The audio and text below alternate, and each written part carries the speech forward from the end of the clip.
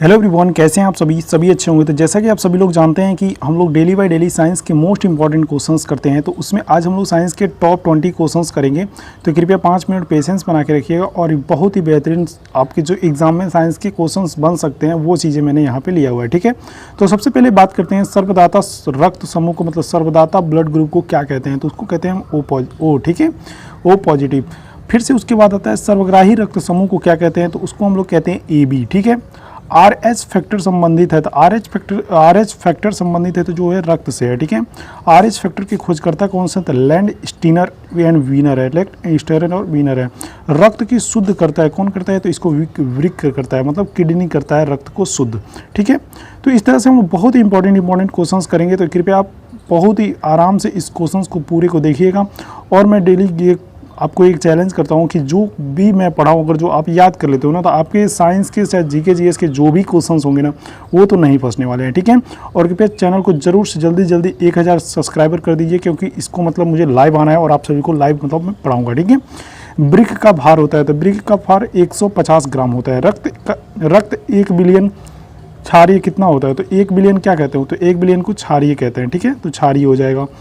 रक्त का पीएच मान क्या होता है, तो 7.5 होता है, मतलब ब्लड का पीएच मान कितना होता है, 7.5। अब आप यहाँ पे हमको ये बताइएगा कि क्षार का बिलियन कितना होता है, मतलब बिलियन कितना माना जाता है। ठीक है, पीएच मान इसका कितना माना जाता है, तो इसको जरूर से आप बताइएगा।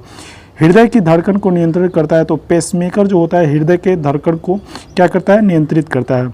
शरीर से हृदय की ओर रक्त ले जाने वाली रक्तवाहिनी क्या कहलाती है, तो वो कहलाती है सिरा। ठीक है, तो इस चीज़ को आप बहुत ही ध्यान से देखिएगा और ये बहुत अच्छे प्रश्न हैं जो आपके एग्जाम में जरूर पूछे जाते हैं और आपको क्वेश्चंस देख के भी लग गया होगा कि ये क्वेश्चंस जरूर आपके एग्जाम में आएंगे। हृदय से शरीर की ओर रक्त ले जाने वाली रक्तवाहिनी कहलाती है, तो वो कहलाती है धमनी कहलाती है। ठीक है, नेक्स्ट क्वेश्चन की बात करेंगे और यहाँ पे जराविक सेवन क्या है, जराविक सेवन क्या है, तो ये कृत्रिम हृदय है, मतलब मनुष्यों के द्वारा बनाया हुआ एक हृदय है। ठीक है, शरीर में ऑक्सीजन का परिवहन कौन करता है, तो ये रक्त के द्वारा जो होता है ऑक्सीजन का क्या होता है, परिवहन होता है, मतलब संचार होता है। नेक्स्ट क्वेश्चन की बात करेंगे, सबसे छोटी अस्थि कौन सी होती है, तो स्टेपिस, ये मध्य कर्ण में होती है, मतलब कान के अंदर होती है जिस। ठीक है, तो ये सबसे छोटी अस्थि मानी जाती है, जिसको हम लोग हड्डी भी कह सकते हैं, तो वो है स्टेपिस, मध्य कर्ण में। सबसे बड़ी अस्थि की बात की जाए तो ये फीमर जंघा में होती है, आप सभी को ये पता है, बचपन से पढ़ते आ रहे होंगे।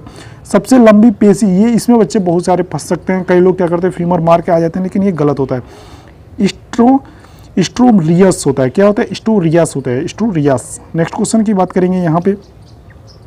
अब यहाँ पे आप देखिएगा, ये प्रश्न देखिएगा, सबसे बड़ी ग्रंथि की बात करेंगे, तो सबसे बड़ी ग्रंथि कौन सी होती है, ये भी प्रश्न आपके एग्जाम में बहुत बार रिपीटेड हुआ था। सबसे बड़ी ग्रंथि की बात करें तो ये होता है यकृत, जिसको हम लोग लीवर कहते हैं।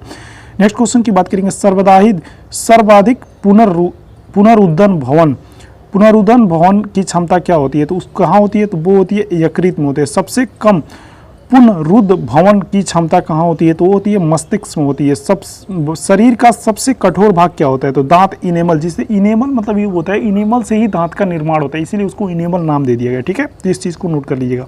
सबसे बड़ी लार ग्रंथि की बात करें तो ये है पैरोटीड ग्रंथि। कौन है, पैरोटीड ग्रंथि, जो सबसे मतलब बड़ी लार ग्रंथि मानी जाती है।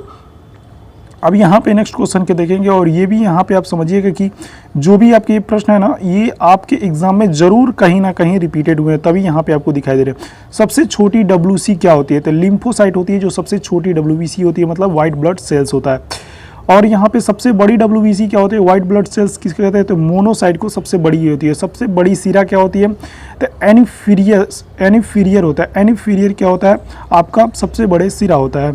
RBCS का जीवन काल कितना होता है, तो 120 दिन का। ठीक है, रुधिर में थक्का जमने का समय क्या होता है, 2 से थक्का बनने का समय 2 से 5 मिनट देना चाहिए, यहाँ पे 5 दिन दे दिया है। ठीक है, तो यहाँ पे क्या होता है, 2 से 5 मिनट के अंदर आपके रुधिर में थक्का बन जाएगा। और ये किसके कारण होता है, तो जिसके अंदर मतलब फिटकरी की मात्रा सबसे अधिक मतलब पाई जाती है, वो चीज़ें इसके कारण इनके मतलब रक्त का बहाव जो होता है कुछ देर बंद रखेंगे तो आपका ये बंद हो जाएगा। ठीक है, आई होप आपको ये वीडियो बहुत पसंद आएगा, तो अपने दोस्तों के पास जरूर शेयर करिएगा और चैनल को सब्सक्राइब करके जल्दी से जल्दी टारगेट करिए 1000 सब्सक्राइबर जल्दी कंप्लीट करा दीजिए होली से पहले। Thank you so much, channel को सब्सक्राइब करिएगा।